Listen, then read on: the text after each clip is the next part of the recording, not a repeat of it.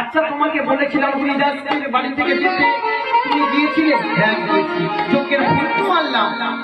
আচ্ছা তুমি তাকে নিমন্ত্রণ করেছিলে? না না, আমি তো নিমন্ত্রণ করতে ভুলে গেছি। কেন নিমন্ত্রণ করতে ভুলে গেছো? না আমি ভেবেছিলাম নিচু জাত নিচুর ছেলে, আমি যদি ওকে নিমন্ত্রণ করি আর বৈষ্ণবদের অপমান করা হবে, তাই কিন্তু তাকে আমি নিমন্ত্রণ করিনি। অর্জুন তুমি ভুল করছো। কেন? কে মুছি, কে মেছো, কে বা বৈশ্য, কে বা শূন্য, কে বা ব্রাহ্মণ, এরা তো নিজেরাই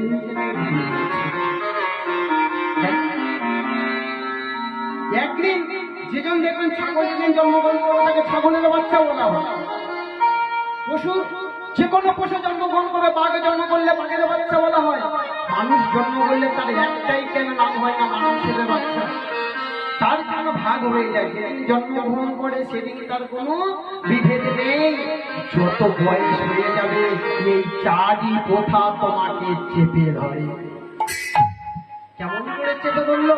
না ও ব্রাহ্মণ, ও ক্ষত্রিয়, ও বৈশ্য, ও শূদ্র, এই চারই প্রথাকে ভাগ করা হয়েছে। কোথায় পাবেন? শাস্ত্রের কথা, এটা আমার কথা নয়। যদি আপনারা মনে করেন আমি ভুল বলছি, আপনার কাছে অ্যান্ড্রয়েড সেট রয়েছে, অত শাস্ত্র তো আপনারা পড়তে পারবেন না। সার্চ করে দেখে নিন চারি প্রথার মূল বৈশিষ্ট্য কি। ব্রাহ্মণ সৃষ্টি হচ্ছে কোথায়? না ভগবানের দ্বারাই, এটা বোঝাচ্ছে অর্জুনের মাধ্যম দ্বারা। ব্রাহ্মণ সৃষ্টি হয়েছে ব্রহ্মার মুখ দিয়ে, তাই তো? আর ক্ষত্রিয় সৃষ্টি হয়েছে ব্রহ্মার হাত দিয়ে। বৈশ্য সৃষ্টি হয়েছে ব্রহ্মার পেট দিয়ে। আর শূদ্র সৃষ্টি হয়েছে ব্রহ্মার চরণ। এবারে বলুন, চরণ যদি নিচু জাত হবে আর ব্রহ্মার মুখ যদি উঁচু জাত হবে, আপনারা কখনো পিতলের একটা মূর্তি কিনেছেন তো? পিতলের মূর্তি কেনার সময় কখনো বলেছেন যে ওই যে বিক্রেতা সে বলেছে যে পার দিকে কম দাম আর মাথার দিকে আলাদা দাম, চলো মেপে আলাদা আলাদা করে দিয়ে বলেছিল? কোনো দিন বলেনি। সেদিনকে কিন্তু একসাথে মেপে ওয়েট করে আপনাদের দেওয়া হয়।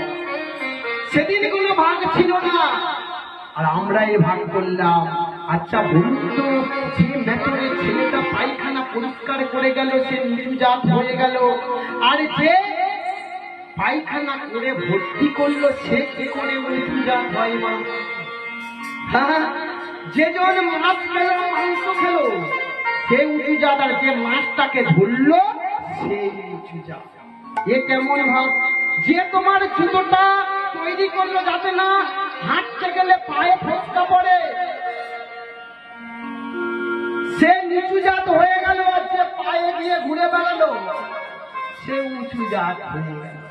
একই মঞ্চের মধ্যে দুর্গা পূজা হচ্ছে, একজন উপরে বসে আরতি করছেন, নাচছে, আর একজন নিচে বসে ঢাকা বাজাচ্ছে।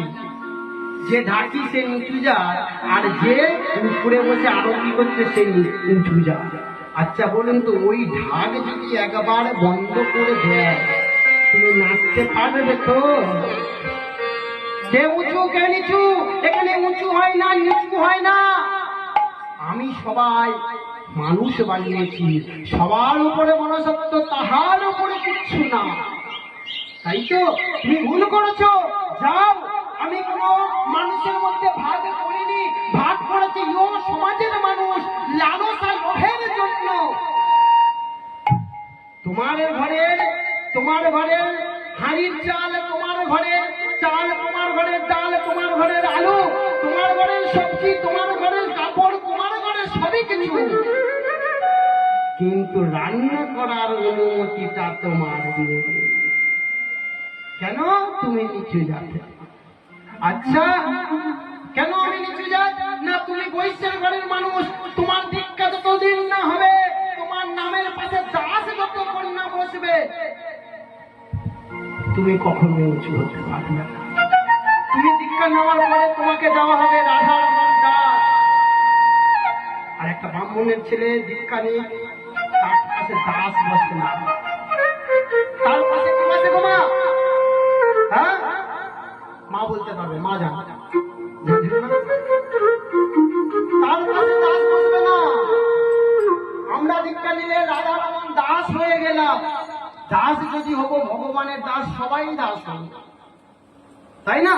কিন্তু ওদের পাশে দাস বসে না, ওরা তো ভগবানের অংশ, আর আমরা ভগবানের অংশ নয়। এই এই একই কথা তুলে দেওয়ার জন্য কর্ণ তার নিজের জীবন আহুতি দিয়ে চলে গেল। কেন আহুতি দিল? তার ভাইয়ের নাম ছিল শোন, তাই তো বাবা?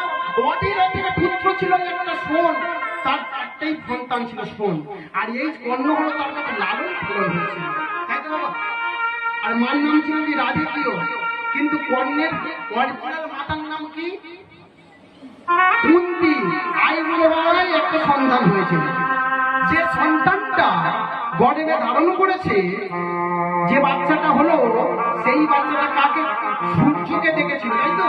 সূর্যপুত্র কর্ণ বলা হয়। যে ইয়ং বেলায় হয়েছে, এটা যদি সমাজে দেখলে সমাজ আর মানতে পারবে না, তাই জন্য ভাসিয়ে দিয়েছিল। এর জন্য সূর্য দেবতা একটা কবচ, একটা কুণ্ডল দান করেছিল, যেটা শরীরের একটা অংশ। কর্ণ এত বড় দানবীর ছিল, নিজের জীবনটা আহুতি করার জন্য। দেবরাজ ইন্দ্র ছদ্মবেশে এসেছিল, তাকে দিয়ে দিয়েছিল যে তোমার কবচ কুণ্ডলটা দাও, নিজের অংশ থেকে কেটে দিয়ে দিয়েছে। সেদিন কর্ণ বলেছিল, তুমি যদি বলো আমার জীবনটা নেবে, আমি তোমার সামনে আমার গলা কেটে তোমার সামনে দিয়ে দেবো। কেন না? সে ছিল দান বীর কর্ণ। নিজের সারা জীবন একবার মাত্র সাধ দিয়েছিল কে? দুর্যোধন। একবার সাধ দিয়েছিল বলে সারা জীবন তার হয়ে লড়তে লড়তে মরে গেল। এমন একটা সময় ছিল যে কোনো মন্ত্র উচ্চারণ করতে পারবে না আমাদের নিচু সমাজের মানুষ। সে এই যুগ থেকে নয়, সে আগের যুগ থেকে শুরু হয়ে চলে এসেছিল। শোন শিবের মন্ত্র তপ করেছিল বলে তাকে ধরে গরম সীসা গালে ঢেলে দিয়ে মেরে দেওয়া হয়েছিল। শোনটা ছিল কে? ওই অধিপতির ব্যক্তি। সেই এই সমাজকে এক করার জন্য ওই কর্ণ যুদ্ধ করতে করতে মারা গেল, যে আমরা সবাই এক হব। আর এই সুযোগটা নিয়েছিল কে? ওই দুর্যোধন। দুর্যোধন তখন বলেছিল যে ঠিক আছে, আমি ওকে অঙ্গরাজ কর্ণ করে দিচ্ছি। অঙ্গরাজ যখন কর্ণ ঘোষণা করে দিল, সেদিন থেকে ও বলেছিল আজীবন মৃত্যু পর্যন্ত তোমার হয়ে আমি লড়ব। আজীবন লড়তে লড়তে একটাই পক্ষ খারাপ পক্ষে চলে গেল বলে ওই চলে গেল আমাদের ছেড়ে কর্ণ। কেন না? খারাপের যে সাই দেবে, সে যতই ভালো মানুষ হোক না কেন, তাকে চলে যেতে হবে ভগবান চিনিয়ে নেবে। ভগবান চেয়েছিল যে ওই কর্ণর সাথ দেবো আমি, কিন্তু ভগবান হতে পারল না। কারণ একটাই কারণ, সে হচ্ছে ওই দুর্যোধন। দুর্যোধন সাথ দিয়েছিল, ভুল মানুষের সাথে ছিল। নিজের সংসার ত্যাগ করে দিয়ে সারা জীবন ওই দুর্যোধনের হয়ে কাজ করতে করতে পড়েছে। আর চেয়েছিল আমরা সবাই মানুষ, আমাদের ধর্ম হবে মনুষ্যত্ব, কেবা মিছি কেবা মেতর, ওসব কিছু দেখার দরকার নেই। কর্ম গুণেই ধর্ম হবে। যে যেমন কর্ম করবে তাকে সেই কর্মের অধীনে পাঠানো হবে। তাই ভগবান আজকের অর্জুনকে শিক্ষা দিল, কেবা উঁচু কেবা নিচু সবাই সমান, তুমি ভুল করছো, যাও এখনই গিয়ে তাকে ডেকে নিয়ে আসো। এই বলে ভগবানের চরণে প্রণাম জানাতে বলছে, আমার ভুল হয়ে গেছে, কিন্তু আমার চরণে ভুল তুমি স্বীকার করলে তো হবে না। তুমি যার কাছে ভুল করেছো তুমি তার কাছে চলে যাও। এই বলে তাড়াতাড়ি করে অর্জুন কুপিধ্বজে রথে করে আবার চলে যে কোথায়? সেই রোহিদাসের কাছে। রুইদাসের কাছে যখন গেল, রুইদাস এদিকে কি করছে? নবব্যঞ্জন। রুইদাস যে একটা ব্যঞ্জন রন্ধন করেছিল ভগবানকে দেবে বলে, আর নিজে গ্রহণ করবে বলে। যে বৈষ্ণব হয়েছে ভগবানকে আগে দেয়, তাই তো? যেখানে যে পরিস্থিতি হোক ভগবানকে দিয়ে গ্রহণ করে। তাই আজকে রুইদাস ভগবানকে অর্পণ করার জন্য কিছু ব্যঞ্জন রন্ধন করেছে, সেটা ভগবানকে সম্মুখে বসিয়েছে, আর নিজে স্নান করে সবে আসছে। এমন সময় অর্জুন গিয়ে পৌঁছেছে। রুইদাস দেখছে যে অর্জুন কি ব্যাপার হচ্ছে, আবার এলে। আমার ভুল হয়ে গেছে, আমার ক্ষমা কর। কেন? তুমি কি ভুল করেছো? তুমি তো রাজার ছেলে, তুমি তো ভুল করতে পারো না। জানো আমি কি ভুল করেছি? তোমাকে নিমন্ত্রণ করতে ভুলে গেছি। ভগবান আবার বলে পাঠালো আমার সঙ্গে একটু যেতে হবে।